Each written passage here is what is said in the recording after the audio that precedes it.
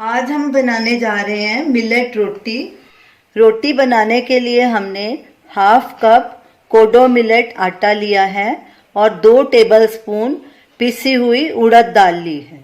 क्योंकि कोडो millet gluten free होता है, ये ठीक से बाइंड नहीं होता, इसकी रोटी फट जाती है। तो बाइंडिंग के लिए हमने ये उड़द दाल का आटा लिया है। आटे और दाल का रेशो हमेशा 4:1 होना चाहिए। जैसे हमने लिया है, हाफ कप आटा लिया और 2 टेबलस्पून दाल ली है। अब दोनों आटे को रात में डालेंगे और साथ में ये हाफ टी स्पून ऑयल डालेंगे। ये पीनट ऑयल है, ये ऑप्शनल है, अगर आप डालना चाहें तो डाल सकते हैं, नहीं तो स्किप भी कर सकते हैं। अब इनको अच्छे से मिक्स करेंगे। डो बनाने के लिए सबसे पहले हम पानी को गर्म करेंगे। पानी का रेशो दाल और मिलेट से आधा होना चाहिए। तो हमने 1/4 कप और 1 टेबलस्पून पानी लिया है। अब पानी को गर्म करेंगे जब तक इसमें बबल्स आने शुरू नहीं हो जाते। पानी को बॉयल नहीं करना। अब गैस जलाएंगे और गैस को मीडियम पर रखेंगे और इसमें 1/4 टीस्पून नमक ऐड करेंगे। नमक ऑप्शनल है, अगर आप डालना चाहें, नहीं तो स्किप भी कर सकते हैं। पानी में बुलबुले आने शुरू हो गए हैं, गैस को बंद कर देंगे। तो चलिए अब डो बनाना शुरू करते हैं। पानी को थोड़ा थोड़ा करके आटे में डालेंगे और साथ साथ मिक्स करते जाएंगे। इसे स्पून या कड़छी से ही मिक्स करना है। अगर और पानी की जरूरत पड़ेगी तो और भी डाल सकते हैं। ऐसे सारा आटा इकट्ठा कर लेंगे। अब इसे अच्छे से मिक्स करके ढक के 15 मिनट रेस्ट देंगे। आटे को रखे 15 मिनट हो चुके हैं। ये हमने गर्म पानी भी साथ में रख लिया, अगर जरूरत पड़ी तो पानी का यूज करेंगे। अब इसे ऐसे ही हाथ से अच्छे से नीड करेंगे, अच्छे से इसे स्मूथ करेंगे।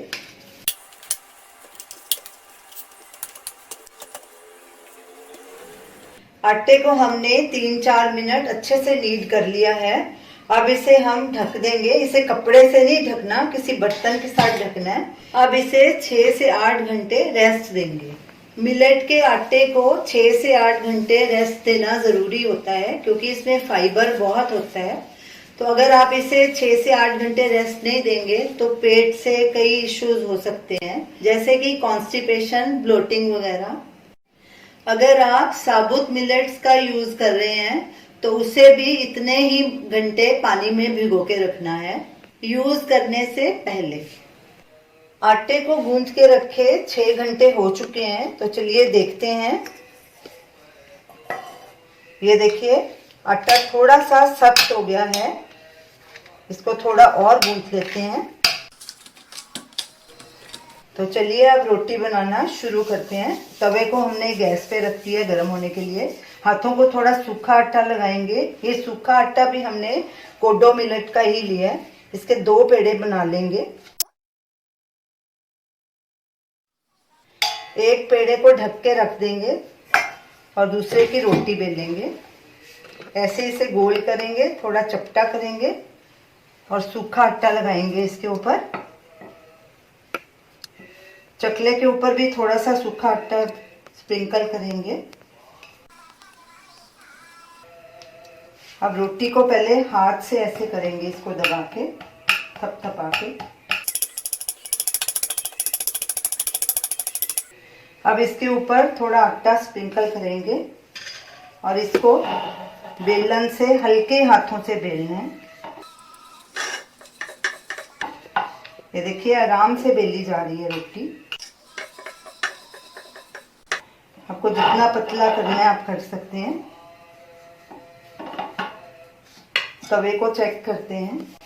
तवा गरम हो चुका है। अब रोटी तवे के ऊपर डालेंगे धीरे से। इसको फ्लेम बिल्कुल हाई पे रखनी है और इसे 15-20 सेकंड बाद पलटी करेंगे। ये देखिए, ऊपर से थोड़ा फूलना शुरू हो गया। अब इसको पलटी करेंगे।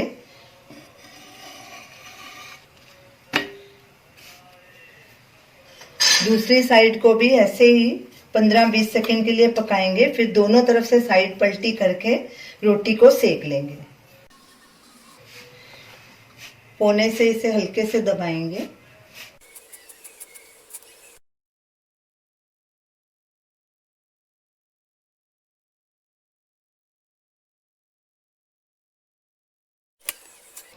रोटी दोनों तरफ से अच्छे से सिक गई है। गैस को सिम पे कर देंगे और इसी तरह दूसरी रोटी भी बना लेंगे। अब इसे थोड़ा घी लगा देते हैं ऊपर से।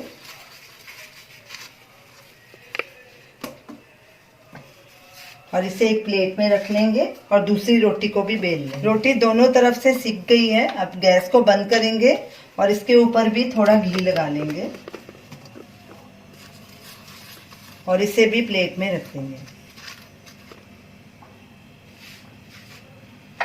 तो ये रही हमारी आज की रेसिपी, कोडो मिलेट की रोटी। हमने इसे गोभी के डंठल के साथ सर्व किया है। ये गोभी के डंठल का वीडियो लिंक आप स्क्रीन पे देख सकते हैं। ये रोटी बहुत ही सॉफ्ट और क्रिस्प बनी है और देखिए बेलने में भी कितनी आसानी से ये बेली जा सकती थी, जरा भी टूटी नहीं है। तो आप किसी भी मिलेट के आटे की अगर रोटी बनाएं तो इसी तरीके से बनाएं जैसे मैंने बनाई है, तो आपकी रोटी भी बिल्कुल अच्छी बनेगी। तो आप इसे ज़रूर ट्राई कीजिए और हमें अपना फीडबैक दीजिए और हमें बताइए कि आपको ये हमारी रेसिपी कैसी लगी। हमारे वीडियो को लाइक कीजिए, शेयर कीजिए, हमारे चैनल को सब्सक्राइब कीजिए। Thanks for watching.